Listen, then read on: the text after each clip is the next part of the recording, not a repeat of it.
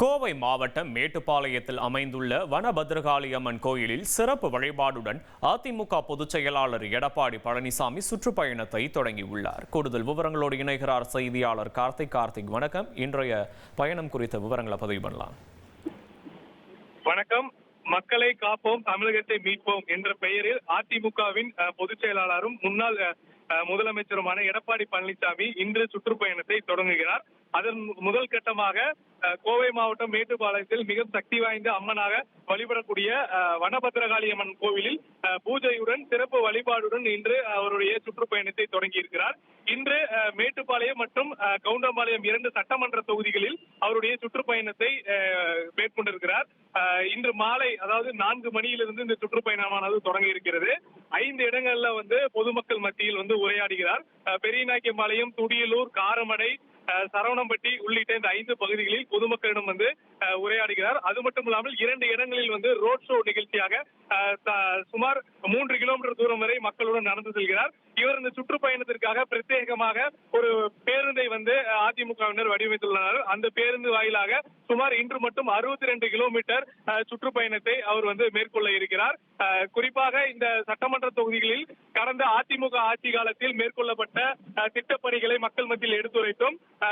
நடப்பு திமுக அரசிடம் கடந்த 4 ஆண்டுகள் எந்த விதமான திட்டங்கள் செய்திருக்கிறார்கள், வரக்கூடிய எங்கள் ஆட்சியில் எந்த மாதிரி திட்டங்கள் நாங்கள் செய்ய இருக்கிறோம் என்ற வாக்குறுதிகளையும் அளிப்பார் என எதிர்பார்க்கப்படுகிறது.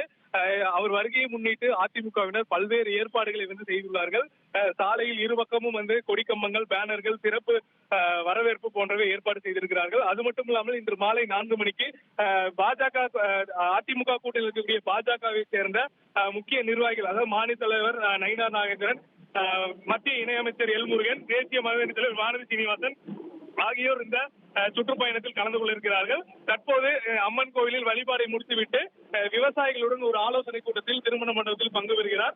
அதைத் தொடர்ந்து ஓய்வெடுக்கிறார். பின்பு இன்று மாலை முதல் இந்த சுற்றுப்பயணத்தை தீவிரமாக மேற்கொள்கிறார். நாளை தினம் கோவையில் 2 சட்டமன்ற தொகுதிகளில் அவர் சுற்றுப்பயணத்தில் மேற்கொள்கிறார். தொடர்ந்து தஞ்சாவூர் மாவட்டம் வரைக்கும் இந்த சுற்றுப்பயணத்தை முதற்கட்டமாக மேற்கொண்டுள்ளார்கள்.